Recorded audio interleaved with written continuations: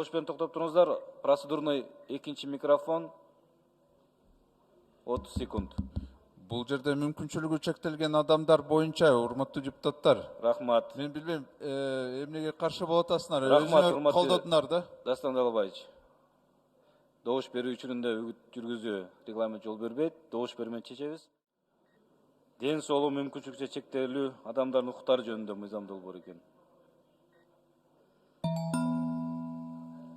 Макул 43, каршы 64, баары 107, катталды 107, мыйзам долбоору өткөн жок. Биз эртементи мүмкүнчүлүгү чектелген адамдар боюнча мыйзам долбоорду жакшы эле талкуулоо кылганбыз да. Бүт баары эле макул колдойбуз деп айтышкан. Анан биякта юристтер, президенттин аппаратынын юристи жок, беркилечи чечим кабыл алынды. Юристи келип, Чечим кабыл алынды.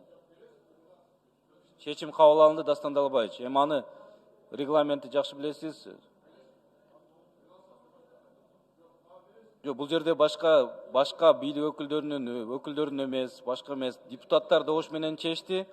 Ар бири өзүнүн укугун пайдаланды. Рахмат. Рахмат, Дастан Далбаевич азыр. Экинчи микрофон 50 секунд процедура. Мирлан Сакбекович, мен президентке айткан жокмун, мен наоборот президентке айтайын деп атам. Президенттин аппараты кээрде туура эмес кылып атат ишини. Юристтер биякта депутаттын арасында барып агитацияны кылып атышат. Жөнөкөй эле мыйзам болчу. Эмнеге коркуп атасыз? Мен керек болсо өзүм президентке айтам ушуну. Рахмат.